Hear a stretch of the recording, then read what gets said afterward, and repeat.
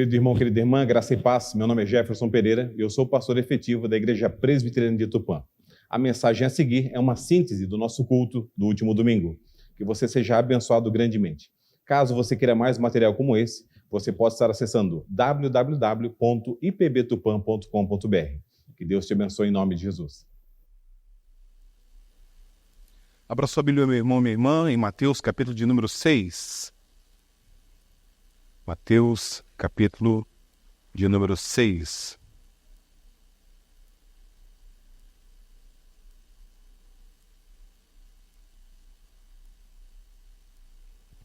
Os versículos de 9 a 13.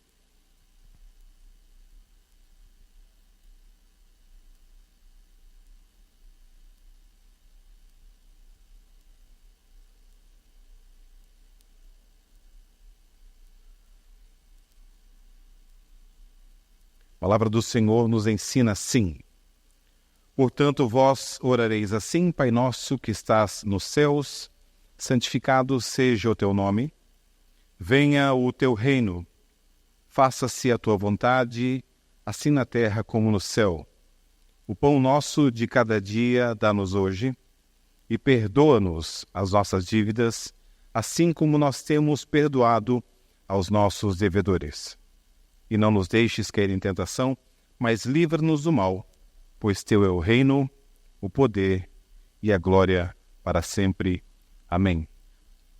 Deus querido, nós queremos, em mais um domingo, teu santo dia, orar como de costume, Senhor. Tu que és todo-poderoso, eterno e misericordioso, tu que ofereces a tua palavra, Senhor, como lâmpada para nossos pés e luz em nosso caminho. Te pedimos humildemente em nome de Jesus que o Senhor abra e ilumine as nossas mentes para que possamos entender tua santa palavra, Senhor, de modo puro e perfeito. Que nossas vidas possam estar de acordo com aquilo que tivemos entendido corretamente. Não permita, Senhor, que saiamos daqui da mesma maneira como entramos. Não permita, Senhor, que o teu filho, que a tua filha, que o visitante esteja, Senhor, desconfortável em tua casa, mas abraça-o nesse momento, nós te pedimos. Coloca por terra tudo aquilo que não é teu, Senhor. Coloca por terra tudo aquilo, Senhor, que não te agrada, que é contra a tua palavra. Mas sê, Deus, em nome de Jesus, do menor ao maior nesta casa, Senhor, nesse lugar. Que este momento, Senhor, da pregação da tua santa palavra, possamos estar com nossos ouvidos abertos, nossa mente, Senhor, cativa à tua presença, nosso coração derramado a ti, Senhor. Sê conosco, é o que nós te pedimos mais uma vez. Senhor, que em nada desagrademos a tua majestade nesse momento de culto. Oramos em nome de Jesus Cristo, nosso Senhor e ressurreto Salvador. Tua igreja diz amém. Queridos, esse é o último domingo do mês de julho e nós já vimos que a oração do Senhor é composta por 6 partes. As 3 primeiras relacionadas ao próprio Deus, seu nome, seu reino, sua vontade. E as 3 finais relacionadas a nós mesmos, nosso pão, nossas dívidas e nosso adversário. Na semana passada nós falamos sobre o pão nosso de cada dia, dá-nos hoje. E hoje nós falaremos sobre nossas dívidas e nosso adversário.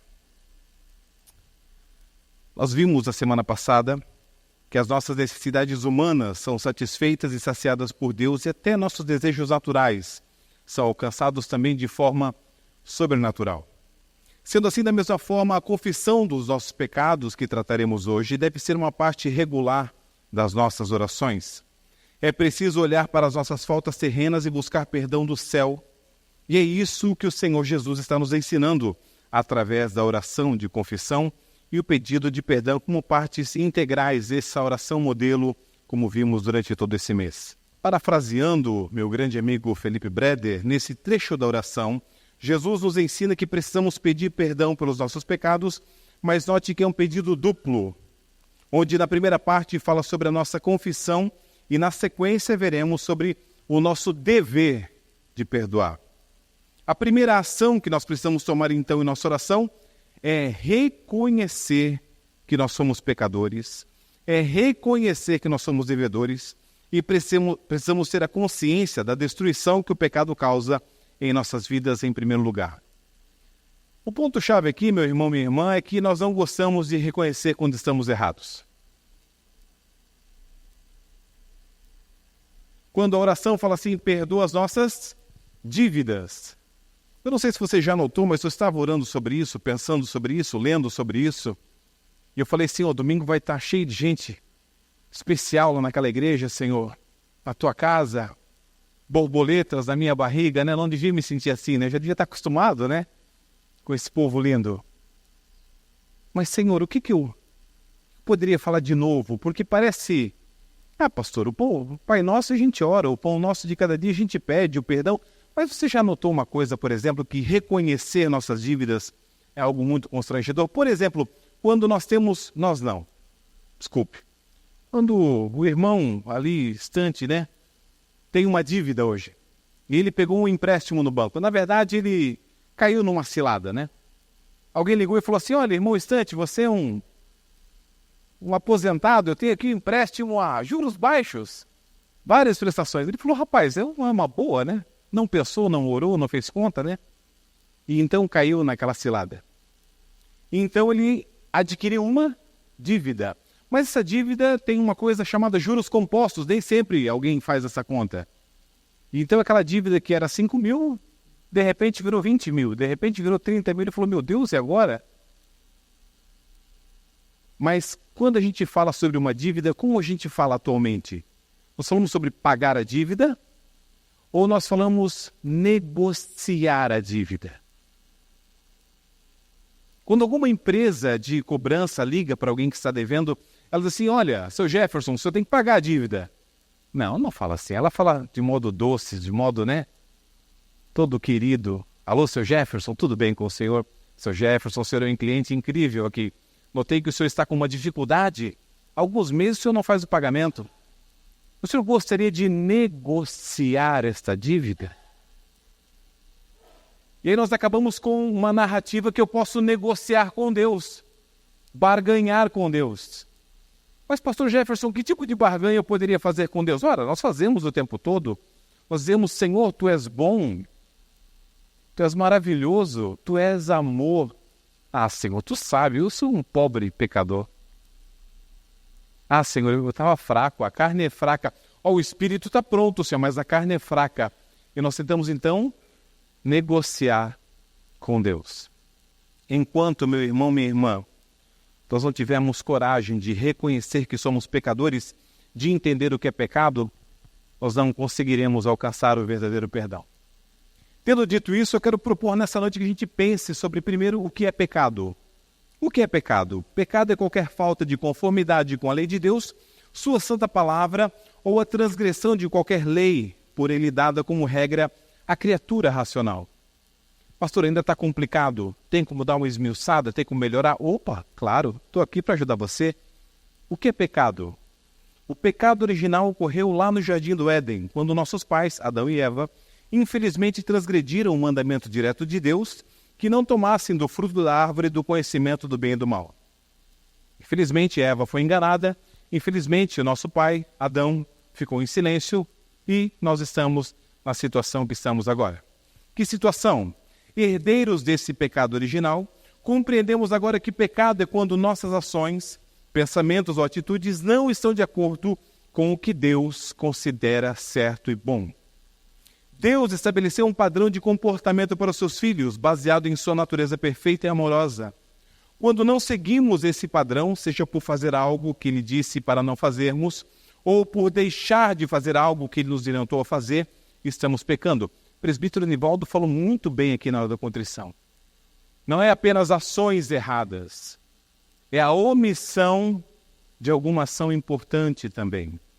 Compreenda que Deus criou regras para nos ajudar e viver da melhor maneira possível. Essas regras não são para nos limitar, mas para nos proteger e nos guiar. Essas regras refletem o caráter de Deus e o que é melhor para nós e para os outros. Essas regras estão basicamente sintetizadas em 10 mandamentos e nos ensinamentos de Cristo, relatados nos 4 evangelhos. Posteriormente também, aplicados no desenvolvimento da igreja descrito nos Atos dos Apóstolos e nas cartas do apóstolo Paulo. Logo, pecado é quando quebramos essas regras ou falhamos em viver de acordo com elas, seja por escolha consciente ou por fraqueza humana. Isso se aplica a todos nós como seres racionais, capazes de entender certo e errado. O pecado não é apenas sobre ações visíveis, mas também sobre nossas motivações internas e a condição do nosso coração em relação a Deus e os outros. E aí você pode argumentar muito bem, minha filha, uma futura juíza, fazendo direito, futura advogada, ela defende e fala assim, mas pastor, é uma boa pessoa. Uma boa pessoa não faz mal para ninguém, é um querido, um doce. Chega da cárie. E aí a gente lembra daquilo, na verdade, que Jesus nos falou em Marcos 10, 17 e 18. Pondo-se Jesus a caminho, correu um homem ao seu encontro. Esse homem se ajoelhou, já pregamos sobre isso aqui, e perguntou, bom mestre, que farei para herdar a vida eterna? Qual foi a resposta de Jesus? Você, leitor da Bíblia, sabe. Respondeu Jesus, por que me chamas bom? Ninguém é bom, senão um, que é Deus. E aqui, então, se o nosso primeiro constrangimento era saber que estávamos em dívida, em pecado, agora o segundo constrangimento é saber que não há nenhum bom aqui. Mas Deus é bom. Deus é bom. Deus é maravilhoso, nós cantamos aqui. E quando nós nascemos de novo, quando temos Cristo em nossa vida, e aí agora sim, justificados por Ele, nós somos diferentes. Mas ainda assim quero falar para você o que o pecado merece da parte de Deus. E observe, irmãos, eu não prego aqui pelo medo. Se eu quisesse pregar pelo medo, eu falava aqui já sobre o inferno direto, que é muito pior do que as questões aqui terrenas. Mas o que cada pecado merece da parte de Deus? Todo pecado, até o menor, sendo contra a soberania, bondade, santidade de Deus, contra a sua justa lei, merece a sua ira e maldição nesta vida e na vindoura. E não pode ser expiado senão pelo sangue de Jesus. Mas Romanos 3:23 fala o quê? Todos pecaram e carecem da glória de Deus. Todos. Estamos todos debaixo deste pecado por causa de nossos pais no Éden. Mas eu trouxe um texto para você maravilhoso, que é Romanos 3:23 a 26, na nova versão transformadora, onde está traduzido assim: pois todos pecaram e não alcançam o padrão da glória de Deus. Mas Ele, em sua graça, nos declara justos por meio de Jesus Cristo, que nos resgatou do castigo dos nossos pecados. Deus então apresentou Jesus como sacrifício pelo pecado, com o sangue que Ele derramou, mostrando assim sua justiça em favor daqueles que creem. No passado, Ele se conteve e não castigou os pecados antes cometidos, pois planejava revelar sua justiça no tempo presente. Com isso, Deus se mostrou justo, condenando o pecado, e justificador, declarando justo o pecador que crê em Jesus. Pastor Jefferson, entendi. Sou pecador. O que preciso fazer? Precisa acreditar em Jesus. Pastor, me ajuda? Claro. Romanos 6:23 fala que o salário do pecado é a morte, mas a dádiva de Deus é a vida eterna em Cristo Jesus, nosso Senhor. O salário do pecado é a morte, mas o dom gratuito é Jesus Cristo. Irmãos, nada se vende aqui. Nada se vende nesse lugar. A salvação, ela é gratuita porque o Senhor Jesus pagou na cruz do Calvário, com o seu sangue, com a sua vida, com o seu sofrimento, por mim e por você. Ela está acessível, por isso chama-se graça, mas custou tudo para Jesus. E eu quero falar para você algo muito importante. Não se engane, não é uma narrativa que, aceitando Jesus, a sua vida vai se tornar um mar de rosas, os problemas irão embora, você será o mais sábio da faculdade, você será promovido, você ganhará o dobro, o triplo. Tudo isso são falácias.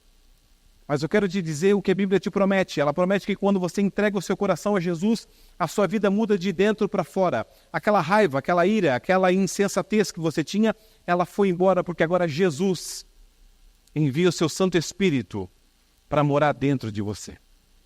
Aqueles vícios, aquelas dependências, aquelas necessidades, elas são extirpadas. Você é liberto pelo poder que há no nome de Jesus. Isso acontece, isso é muito mais do que qualquer promoção, qualquer salário ou qualquer questão material. O texto vai continuar nos ensinando em Romanos 10:8. Pastor, como eu faço então? Já entendi que eu sou pecador, já entendi que o salário do pecado é a morte, Mas há algo gratuito aqui. Como eu faço então para poder acessar Jesus? Para poder ter relacionamento com Ele? A mensagem está bem perto, diz, está em seus lábios e em seu coração. E essa mensagem é a mesma que anunciamos a respeito da fé, Paulo diz. Se você declarar com sua boca que Jesus é Salvador e crer em seu coração que Deus o ressuscitou dos mortos, será salvo. Essa é a fórmula. Se creres em teu coração e confessares com tua boca, serás salvo. Pois é crendo de coração que você é declarado justo e é declarando com a boca que você é salvo. E como dizem as Escrituras, Paulo fala no versículo 11, quem confiar nele jamais será envergonhado. Meu irmão, minha irmã, escute o que eu estou te oferecendo. Eu não estou te oferecendo um manual de regras da Igreja Presbiteriana do Brasil. Eu não estou te oferecendo um certificado de membro da igreja. Eu estou te oferecendo a eternidade ao lado de Deus. Um lugar de paz, um lugar de alegria, um lugar onde não há mais morte, nem dor, nem pranto, nem luto, nem depressão, nem falsas amizades, nem falsas promessas, nem frustrações. Quem nele crê jamais será envergonhado. Quantas vezes eu e você estivemos ruins, meu irmão? Sabe aquele dia que você acordou com o pé esquerdo? Aquele dia que você acordou assim, triste, cabisbaixo, e você passou a mão no seu celular e ligou para alguém. Alguém que você ama, alguém importante, alguém querido, alguém valoroso.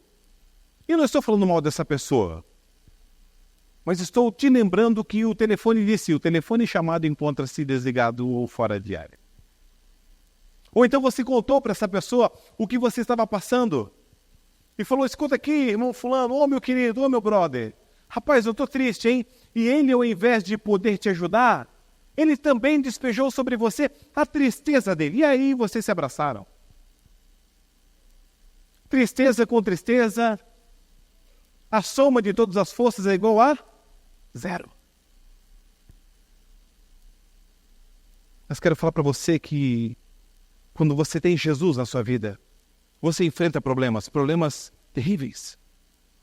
Problemas porque fizemos escolhas erradas, consequências de nossas ações, quem sabe. Mas aí você entra no seu quarto e você fecha a porta do seu quarto e você dobra os seus joelhos e você fala assim, Senhor, perdoa as minhas dívidas, Senhor. Perdoa, Senhor. E o Senhor fala assim, filho, já perdoei. Aí você fala assim, Senhor, então já que tu já perdoou, Senhor, assim como eu tenho perdoado o meu irmão, assim como eu tenho perdoado o meu próximo, assim como perdoei meu pai, perdoei minha mãe. Sabe, Jesus, deixa eu contar para ti, meu pai nunca jogou bola comigo. Deixa eu contar para ti, Jesus, aqui de joelhos, meu pai nunca me deu a atenção que eu queria, ele nunca foi meu amigo, nunca pesquei com meu pai. Minha mãe nunca me deu, na verdade, sabe, aquele mimo, aquele agrado, aquele abraço, aquele cheiro, não deu. E aí você conta e o Senhor fala assim, olha, o salmista fala ainda que o teu pai e tua mãe te deixem, eu, o Senhor, jamais te deixarei. Então, quando temos Jesus, irmãos, e temos acesso a esse quarto de oração, temos acesso a esse contato direto com o Salvador, com o Redentor, tudo é diferente. Tudo é diferente por quê? Porque Ele é aquele que perdoa as nossas dívidas. Romanos, capítulo de número 5, versículo 15 em diante, fala que há uma grande diferença entre o pecado de Adão e a dádiva de Deus. Escute bem. Pois o pecado de um único homem trouxe a morte para muitos. Ainda maior, Paulo fala, porém é a graça de Deus, a sua dádiva que veio sobre muitos pelo meio de um único homem, Jesus Cristo. Adão pode ter errado ao ficar em silêncio enquanto sua esposa Eva era enganada. Adão pode ter errado, mas o Senhor Jesus acertou em cheio. O resultado da dádiva de Deus é bem diferente do resultado do pecado de um único homem. Pois enquanto o pecado de Adão levou à condenação, a dádiva de Deus nos possibilita ser declarados justos diante dele, apesar de nossos muitos pecados. E você pode dizer, pastor, o senhor não me conhece, pastor. Eu sou estragado. Pastor, o senhor não me conhece, eu estou aqui todo bonitão, cheiroso. Pastor, eu estou aqui toda elegante, querida, mas pastor, quando eu fico brava, pastor. Quando eu fico irado, meu amigo. Quero falar para você que Jesus te conhece, meu irmão. Deus te conhece. Nunca fui na sua casa, mas Deus já foi lá. Nunca entrei no teu quarto, Deus já entrou lá. Nunca viu o que você acessa no computador, Deus já viu você acessar essas coisas todas. Nunca vi você jogando o seu jogo preferido de videogame, Deus já viu? E viu quando você xingou o oponente daquela maneira horrível? Aleluia! O que ocorre? Ele conhece você de dentro para fora. Ele me conhece de dentro para fora. Ele já viu eu fazer a mesma coisa, os mesmos atos, as mesmas questões. Mas quando ele chegou até mim, através do Evangelho, eu disse, Senhor, salvai-me, sou teu. Senhor, salvai-me, eu não tenho para onde ir. Como o apóstolo Pedro disse, Senhor, só tu tens as palavras de vida eterna. Para onde iremos?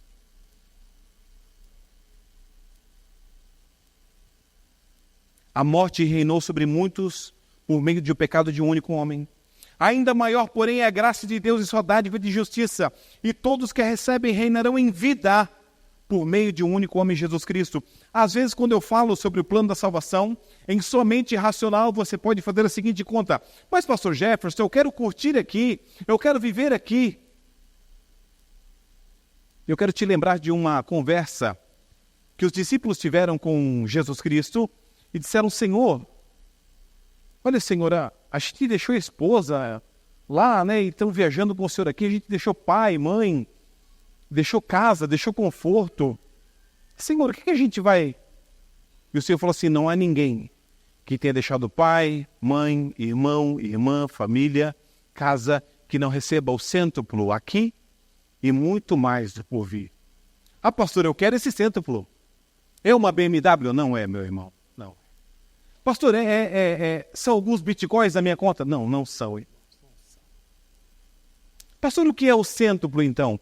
Eu não sei o que é o cêntuplo para ti, porque eu não sou Deus, mas Deus tem o melhor para você. Deus sabe a tua necessidade.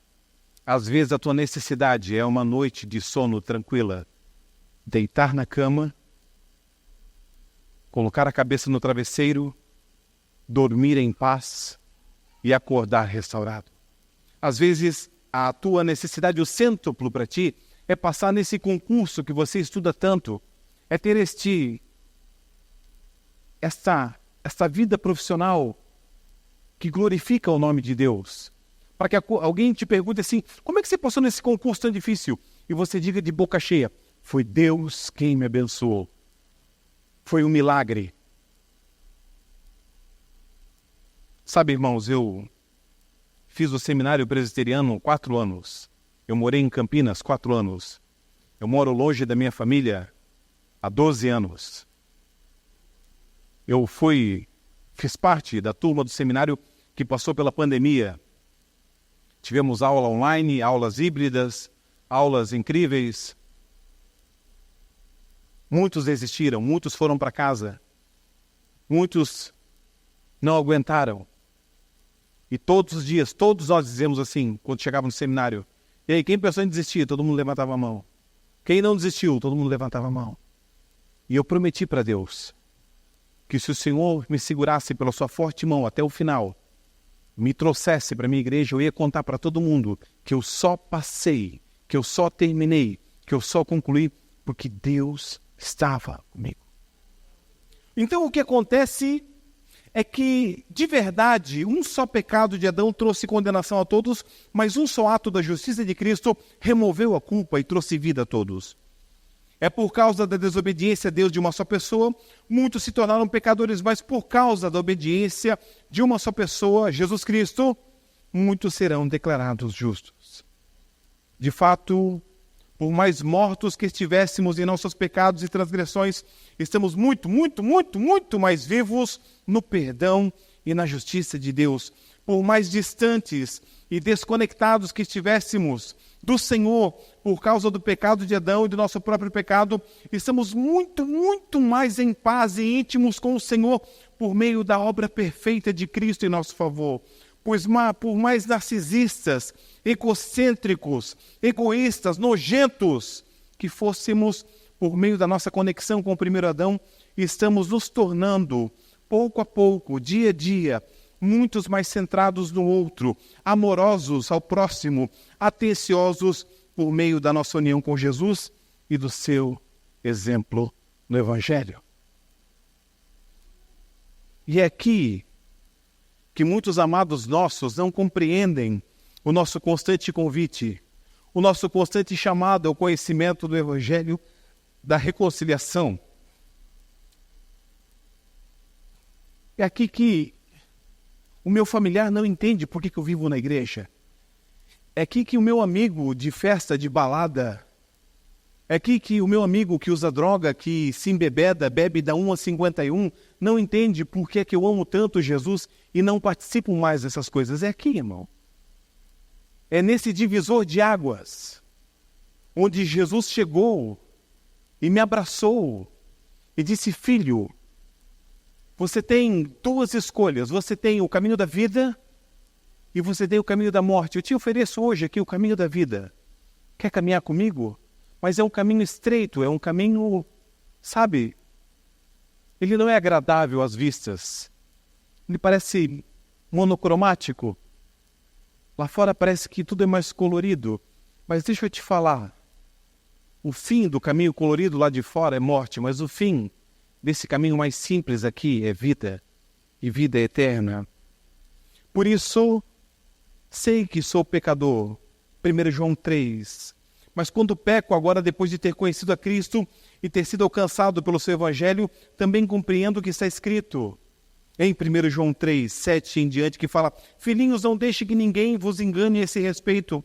Quando uma pessoa faz o que é justo, ele mostra o quê? Mostra que é justa, como o Senhor é justo. Mas quando uma pessoa continua a pecar, quando essa pessoa vive pecando, ela mostra que pertence ao diabo. Porque o diabo peca desde o início. Por isso, o Filho de Deus, Jesus Cristo, veio para destruir as obras do diabo. Aquele que é nascido de Deus não vive no pecado, não vive pecando, pois a vida de Deus está nele. Logo não pode continuar a pecar, pois é nascido de Deus. Sabe o que é o pecado? Sabe o que é o perdoa as nossas dívidas para o cristão? É o acidente. É a palavra não pensada, é o contrapé, onde foi enganado pelo inimigo. Mas não é uma constante. Não pode ser uma constante, porque nasceu de novo. E dessa forma temos perdoado os nossos devedores. Temos então esquecido das dívidas, das mazelas, das ofensas, das brincadeiras bobas, do excesso de intimidade que gera desconforto, do ultrapassar dos limites, da falta de senso, da falta de respeito, da falta de paciência, entre tantas outras coisas que nos feriram, mas nós perdoamos, não perdoamos? Perdoa as nossas dívidas como nós perdoamos os nossos devedores. Pastor, eu tenho um problema sério com isso. Eu tenho algo aqui que eu não perdoei ainda. Marcos 11, 25. Quando estiverdes orando, se tendes alguma coisa contra alguém, perdoai, para que o vosso Pai Celestial perdoe as vossas ofensas. Pastor, acautelai-vos. Lucas 17, 3. Se teu irmão pecar contra ti, repreende-o. E se ele se arrepender, perdoa-lhe. Sabe o que falta para nós, irmãos? Falta transparência. Fiz uma brincadeira boba com o irmão Silas. Brincadeira sem nexo. Fiz uma brincadeira sobre o agronegócio. Irmão Silas ficou triste. Mas irmão Silas não falou para mim. Não contou para mim. Não me repreendeu. Não me devolveu. Não fez uma devolutiva dizendo assim: ô meu irmão, aí não, né? No agro ninguém gosta. Como é que eu vou mudar? Como é que eu vou me arrepender? Como é que eu vou saber que eu passei do meu limite?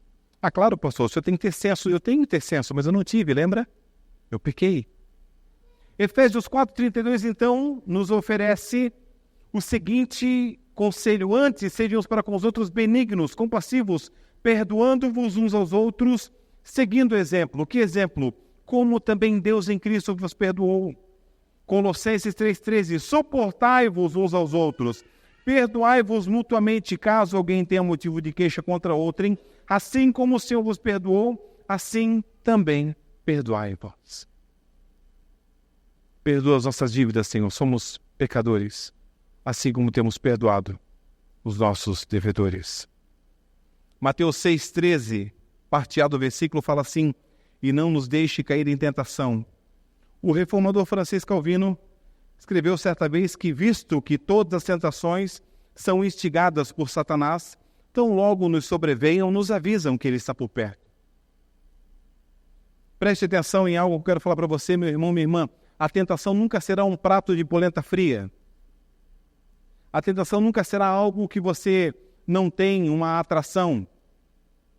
A tentação nunca será algo que brilhe aos olhos. Observe que José, enquanto na casa de Potifar, não foi uma outra serva que se interessou por ele. Foi a esposa de Potifar que deu a entender que queria, na verdade, José.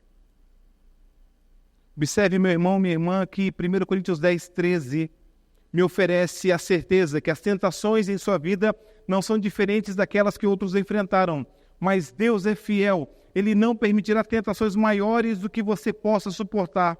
Quando vocês forem tentados, Ele, o Senhor, mostrará uma saída para que consigam resistir. Sempre quando há uma tentação, há um escape. Sempre quando há uma tentação, há uma saída.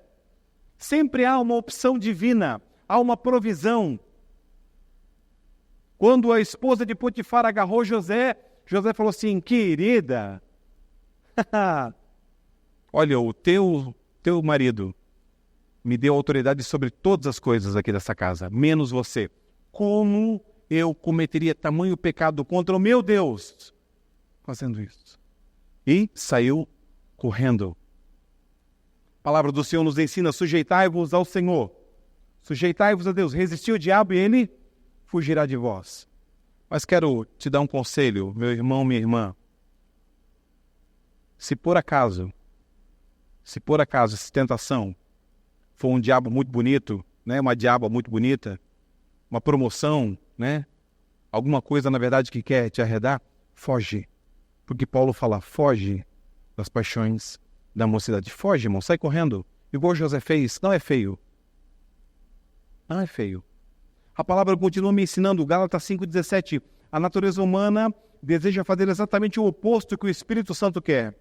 E o Espírito nos impele em direção contrária àquela desejada pela natureza humana. Essas duas forças se confrontam o tempo todo, de modo que vocês não têm liberdade para pôr em prática o que intentam fazer, a não ser que você tenha Jesus como Salvador e Redentor. Porque aí você diz: tudo posso naquele que me fortalece. E aí você fala: como eu vou trocar uma refeição divina por esse prato de lentilhas? Não tenho como, amigão. Como eu vou trocar a eternidade por essa noite de balada? Como eu vou trocar o meu relacionamento por Cristo, com Cristo, por uma festa open bar?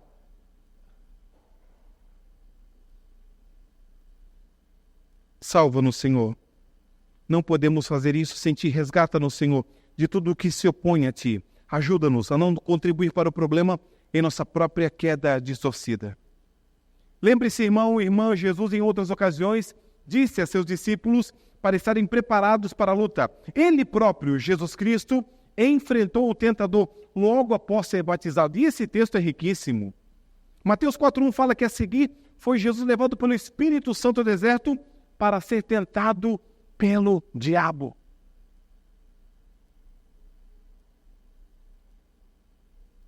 Pastor, não foi uma fake news, não foi uma proposta falsa? O Espírito Santo falou assim: vem cá, vamos dar uma voltinha, conhecer geografia aqui da... Não. Olha, agora você vai ser tentado, agora você vai ser provado. Não caia em tentação. José confrontou a tentação, como já falei, quando subiu a escada do sucesso até o palácio de Potifar. Davi enfrentou a tentação após marcar grandes vitórias militares. Não importa quão alta você acha que a sua montanha espiritual possa estar agora, esteja pronto e preparado, porque a tentação pode chegar a qualquer momento. Quero voltar aqui e dizer: quando vier a tentação, ela não será acima das tuas forças. e haverá um escape. Mas não significa que você não passará por tentações. Significa que há um escape. Significa que há uma saída. Mas a tentação está ali. Há uma necessidade de humildade e vigilância, uma necessidade de identidade, de pertencimento, confessionalidade, para que possamos sempre clamar ao Senhor, aquele que não nos deixa cair em tentação.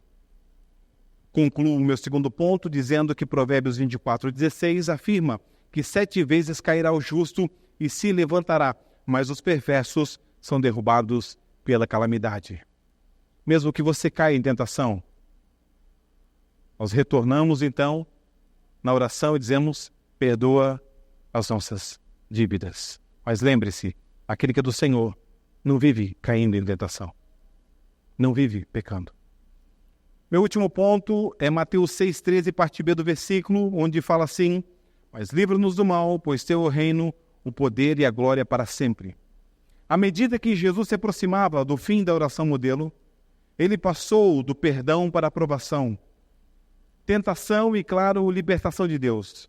Podemos orar para que Deus nos livre do mal, porque confiamos naquele que venceu Satanás. Para ser um discípulo perspicaz, é preciso ver o mal pelo que é. Para ser um filho de Deus vitorioso, você não pode se fazer de bobo, irmão. Você não pode achar que essa vida ela é cheia apenas de confortos. É um mar de rosas. Afinal de contas, eu estou vestido com a armadura de Deus. Afinal de contas, eu tenho uma Bíblia.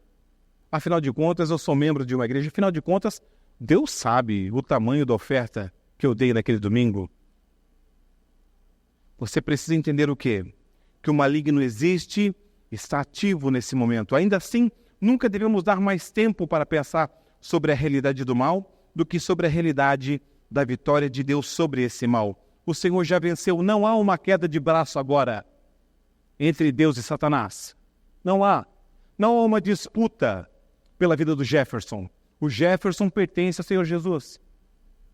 Não há uma disputa pela igreja. Não há uma concorrência. O Senhor é vencedor. Ele já venceu na cruz do Calvário. Eu e você, que somos de Jesus, já somos mais do que vencedores. Romanos 8:37. Mais do que vencedores. Mesmo que você não se sinta vencedor. Mesmo que você não veja isso com os seus olhos naturais. O maligno está vivo, está ativo, mas não é como nesses filmes, onde o diabo faz tudo e arrebenta com tudo e destrói tudo, e no final alguém fala uma palavra mágica e... Não, irmão, só funciona assim. Não é assim. O maligno pode ter força, mas o poder pertence ao Senhor. Esse mundo jaz do maligno, mas ainda temos um rei. Nós ainda temos um Deus assentado no alto e sublime trono. No mais altos céus, o trono mais sublime, o nosso Deus está sentado e Ele ordena tudo. Ele é soberano. Sempre que o mal parece muito poderoso, a tribulação muito perigosa, a provação muito dolorosa, a tentação muito irresistível, que o último suspiro que escape dos nossos pulmões seja: livra-nos do mal, Senhor. Porque sabemos que Satanás pode realmente ser forte, mas o mais forte já o amarrou e o derrotou, porque a cabeça da serpente foi esmagada pelo calcanhar do Salvador. Não sei se você já assistiu aquele filme do Mel Gibson, A Paixão de Cristo. Espero que sim. Pastor, eu não consigo, pastor, aquele momento da crucificação, aquele momento, então eu quero te fazer um convite. Assista os 10 primeiros minutos. Assista aquele momento onde o Senhor Jesus está orando no Getsemane e está vindo assim uma cobra assim. E todo mundo pensa assim: meu Deus, a cobra vai picar o Senhor, né? A serpente vai... E ele se levanta e ele dá um pisão na cobra, meu irmão, que eu quase fui expulso do cinema no dia. Eu dei um aleluia presbiteriano ao cubo. Eu falei aleluia, e a turma olhou para mim e não entendeu. Porque eu sabia que a serpente havia sido derrotada ali. A conclusão da oração dominical é: pois teu é o reino, o poder e a glória para sempre. Nos ensina a reforçar nossas petições com argumentos que devem proceder não de qualquer mérito que haja em nós ou qualquer outra criatura, mas de Deus. E a juntar louvores às nossas orações, atribuindo a Deus somente a soberania eterna, a onipotência, gloriosa excelência. Em virtude do que, assim como Ele pode e quer socorrer-nos, assim nós, pela fé, estamos animados a instar com Ele que atenda aos nossos pedidos e a confiar tranquilamente que assim o fará. E para testemunhar os nossos desejos e a certeza de sermos ouvidos, dizemos amém. Quero fazer algo diferente nessa noite aqui.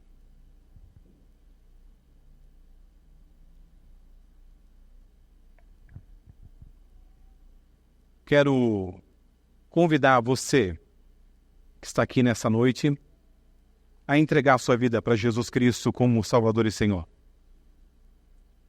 Essa proposta que eu faço para você não é para que você se torne membro da Igreja Presbiteriana do Brasil, o que seria muito maravilhoso para nós.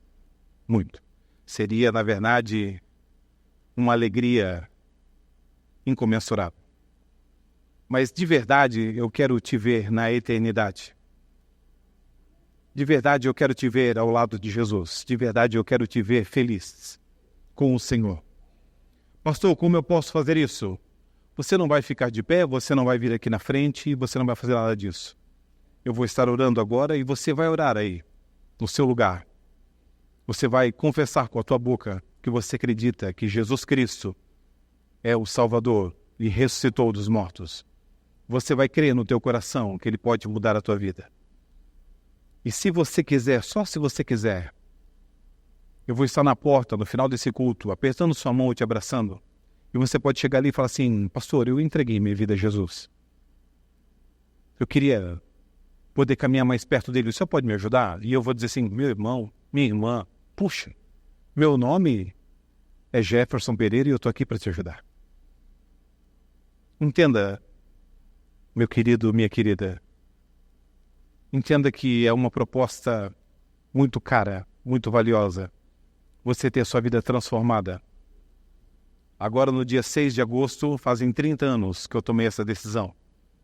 E eu não me arrependo nem um dia sequer. Tudo que eu tenho, tudo que eu sou, eu devo ao meu Senhor. Eu quero te convidar a fazer essa mesma decisão por Cristo. Baixe sua cabeça, feche seus olhos, por favor.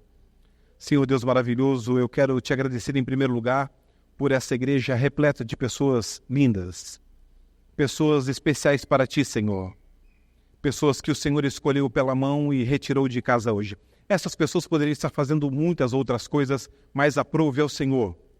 Aprove ao Senhor que as trouxesse aqui.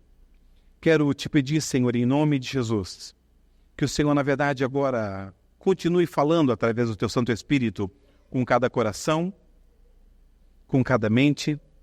Que o Senhor possa, Deus, em nome de Jesus, agora, nesse momento, de uma forma melhor do que a minha, Senhor, porque sou limitado, através do teu Santo Espírito, tocar nesse coração, Senhor, trocar esse coração e oferecer salvação eterna.